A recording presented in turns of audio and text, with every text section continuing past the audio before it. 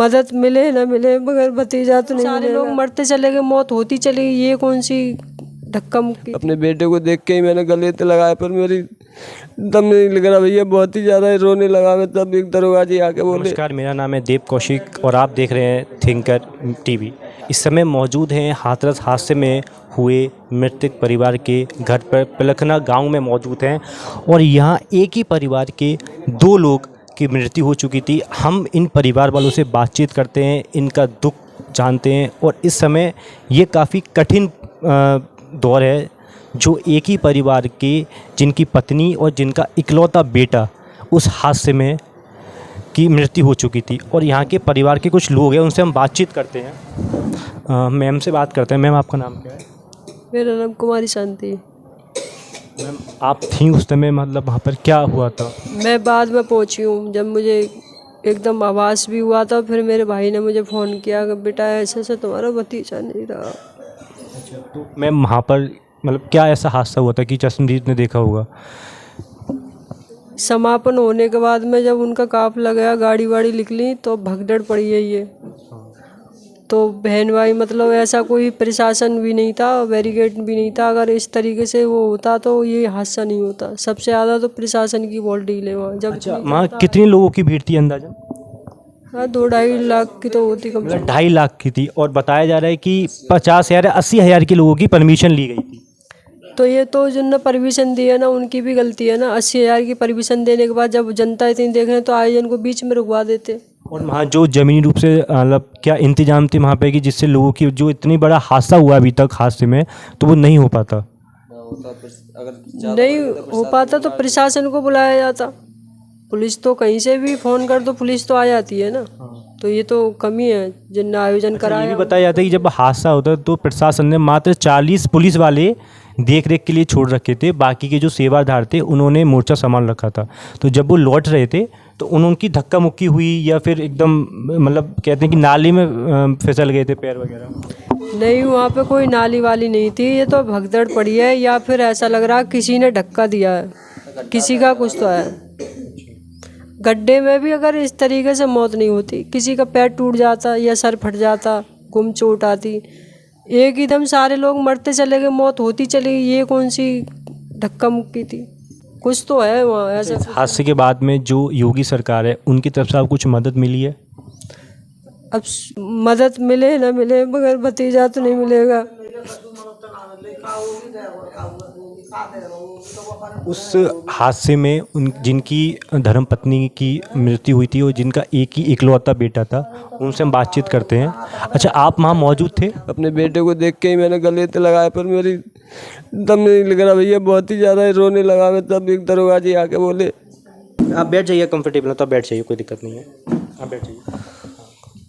उस जगह पे हम 10 बजे करीब पहुंच गए। यहाँ थे हम बाइक लेके, हमने बाइक स्टैंड पे बाइक लगाई। बाइक स्टैंड पे बाइक लगाने के बाद में फिर हम पंडाल के पास गए, मेन गेट के सामने। तो हमने अपने बच्चे, अपनी वाइफ, अपना बच्चा, बहनों की स्टार्ट कर दिया, तुम जाओ अंदर। मैंने समापन के बाद में या पहले तुम लेकर के आ जाइए बाइक के पास। तो जब सत्संग समापन हुआ के बाद में जब वो भोले बाबा जी लेकर के गए जनते गाड़ी लेके अपनी, तो उनकी गाड़ी के जाने के बाद में जैसी जनता मेन गेट से ऊपर को आई तो एकदम इतने कर्रे रेल आए बार रोड पर जैसे कोई पीछे से धक्का लगा रहा हो। तो उसमें रेला में थोड़ा मैं भी बिछा, मेरी बाजू में भी लग रही है हल्की। तो बात जब मैं एक गाड़ी खड़ी आगे, मैं गाड़ी तो थोड़ा टिक के पेट भिचा मेरा, तो मैं 60 को 9 लेकर के 160 जैसे सिकंदर राव की 60 चलता हूँ मैं। और जे पता नहीं कि गाड़ी के आगे और भी हादसा है चुका पर लंगू, तो वो मैंने पीछे मुड़ के नहीं देखा। तो मैं तो चला अपनी बाइक लगा रही, बाइक स्टार्ट बनते, बाइक लगाने के बाद में 1 घंटा है वो देखा मेरे बच्चे। उस समय आपकी जो पत्नी जी थी और वो बच्चा था वो आपके साथ? उनकी वो अलग गई। अच्छा, मतलब वो अलग हो गई थी भीड़ की वजह से? भीड़ की वजह से अलग हो गई। तो मैं तो अकेला लेकर के चल रहा था। मैंने कि बाइक लगा ले जब तक वो आ जाएंगी। जब मैंने बाइक स्टैंड पे बाइक लगा दी रोड पर, मैं देखता रहा, मैं अभी नहीं। फिर मैंने ढूंढना शुरू करा भैया वहाँ। जब ढूंढने लगा वहाँ, तो मैं पंडाल के पास वहीं रोड पर गया जहाँ चप्पल वप्पल से भर भर के फेंक रहे, जहाँ घटना घटी है। तो वहाँ देखा मैंने कि तो हमारी एक भाभी यहाँ है ना, जिनकी एक भाभी, तो मैंने उनसे पूछी, भाभी हमारी मंजू और तुमने पी के देखो पंकज हमारा। तो बोली कि छोटे मैंने ना देखो, यहाँ तो बहुत लाश है। तो जब उन्हें लाश की गई ना, तो वहीं से मेरा दिल उखड़ गया बिल्कुल। मैंने कहा अब तक होती तो वो मिल जाती। फिर मैंने कहा सांड के पास जा रहा हूँ। सांड के पास जाने के बाद में मैंने फिर वहाँ देखा, मैंने कहा बाहर लगवाऊंगा, तो देखा तो मेरा बेटा पड़ा हुआ। अपने बेटे को देख के ही मैंने गले से लगाया, पर मेरी दम नहीं लग रहा भैया, बहुत ही ज़्यादा रोने लगा मैं। तब एक दरोगा जी आके बोले कि चलो इस बेटे को उठाओ तुम और वहाँ हॉस्पिटल चलते हैं, इसको दिखाएंगे। बराबर Sikandar Rao hospital trauma centre था, वहाँ लेके गए थे। सिकंदर राव हॉस्पिटल लेके गए भैया, तो मेरे बेटे के ऑक्सीजन लगा के देखी उनने, मगर उसमें कोई बचा ही नहीं था वहाँ तक। जब ना बचा तो बोले कि भैया अब इसमें कुछ नहीं है, तुम ले जाओ। तो फिर मैंने कहा अब इसकी मम्मी ना वो देखूँ, तो भैया जब देखने लगा मैंने कहा होती कहीं तो रो रो के इसके पास बैठी होती है, अपनी वो भी दुनिया में ना है। तो मैंने देखा है हॉस्पिटल में तो एक स्लिप पे पड़ी। बेटा कितने साल का था? बेटा 6 साल का था। मेरा तो बेटा भी गया, मेरी वाइफ भी गई, मेरा तो जीवन का। जब आप सिकंदर राव ट्रामा सेंटर पहुंचे तो वहाँ पे कुछ डॉक्टर स्टाफ वगैरह था कि कहीं ना कहीं मतलब जांच बच सकती थी किसी की? वहाँ उस जगह पर कोई हॉस्पिटल में, हॉस्पिटल में भैया देखो जहाँ नकाद मरीजन के इलाज चल रहे उसी में 4-6 बेडन पे मरीज पड़े, जो बाहर जो लाश लग रही थी वहाँ में, और कमरे भी थे मगर सब लॉक है कमरे। जब ज़्यादा मीडिया पहुँची है आपकी और ज़्यादा प्रशासन पहुँचा, जब आके नए नए कपड़े पहन के जब जल्दी जल्दी तारे खुल रही, क्योंकि लोग बता रहे थे कि हमें 1.5 घंटे 2 घंटे से इंतजार कर रहे हैं, ना कोई डॉक्टर ना कोई ना बताता रहा मैं, कोई ना, वहाँ सब बंदे हॉस्पिटल के लॉक आके खोले। जब ज़्यादा प्रशासन पहुँच गया, जब आके लॉकर न खुल रही, वहाँ पर मेरे सामने खुल रही। वहीं में मेरी मैडम पड़ी हुई ब्रेंच पे, उन्हें ऑक्सीजन ना मिला भैया। उनके आपकी जो पत्नी की थी और जो आपके बेटा थे वो हॉस्पिटल मतलब ट्रामा सेंटर जाने से पहले ही वो हो चुके थे? अब वो तो भैया मुझे तो मृत्यु मिली है, तो उनके ये नहीं पता कर जाते खत्म हो गए, जब यहाँ के डांट देने का सांस आती है इलाज ना होगा। मुझे तो मट्टी मिली है तो उनकी, मैं तो 2 घंटे ढूंढ रहा हूँ, 2 घंटे में मिले मुझे। अच्छा, अभी शायद कल हाल ही में अभी राहुल गांधी जी आए थे, तो उन्होंने क्या आश्वासन दिया आपको? उन्होंने भैया समझाया, मेरे बेटे बच्चे उठा उठा के बेटियाँ मेरी गोदी में ले ली। उनने समझा रहे कि बेटियों जो हो गया बढ़िया है, मगर धीरज धरो, सरकार से भी हम गुजारिश करेंगे। और कुछ हम सरकार में अभी तो है नहीं, मगर फिर भी हम भी कुछ देंगे आपके लिए, थोड़ा धीरज बनाओ। इतनी बात हुई राहुल गांधी थे। मर जाएगा जब हमारे बच्चों को उनने गले में लगा लिया तो हमारे लिए सब कुछ दे दिया। ऐसा कोई नेता होना चाहिए जो अपने बच्चों को आकर समझा उठा, जैसे आगे जैसे मेरा कोई बाप आ गया हो ऐसे उठा ले मेरे बच्चे। योगी सरकार की तरफ से कुछ मदद नहीं मिली? योगी सरकार की तरफ से या कोई कई सरकार से 2 चेक, 1 चेक तो आ गया है।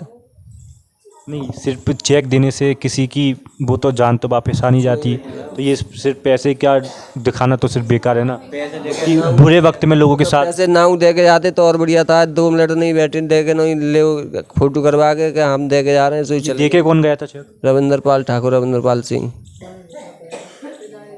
विधायक। सिर्फ ये चेक दिखाने के फोटो, चेक दिखा के फोटो खिंचवा के इतना चलेगा, वो नहीं रुके नेक भी। राहुल गांधी जो बैठे हैं उनने दर्द समझा, रोए हैं मेरे बच्चे के साथ में, आंसू भी निकल रहे हैं उनके। उनने प्यार दिया हमें, आधा घंटा रुके। मेरी माँ के गले लग रहे हैं, देखो उनकी फोटो तो तुम पे पहुँची होंगी। ये तो खैर ये तो सरकार की नाकामी है, जो इतना बड़ा हादसा हो गया। प्रशासन ने जो इतने लेट समय पहुंची, ना कोई इंतजाम थे, पानी तक के इंतजाम नहीं थे, और सिर्फ 40 पुलिस वाले 2.5 लाख पब्लिक में छोड़ रखे थे। और उसके बाद में भी अभी भी कोई दोषियों पे कितनी कार्रवाई हुई है, कितनी नहीं हुई है। सिर्फ ये एक मौत का आंकड़ा नहीं है, ये लोगों की, परिवार की एक संवेदना वो है, उनका घर का चिराग है, जो किसी ने अपना इकलौता बेटा खो दिया, किसी ने अपनी पत्नी खो दी। तो ये सरकार को देखना चाहिए था कि इतनी बड़ी तादाद में लोग आ रहे हैं, तो हमें परमिशन किस लिए देनी चाहिए और कितने लोग देने चाहिए।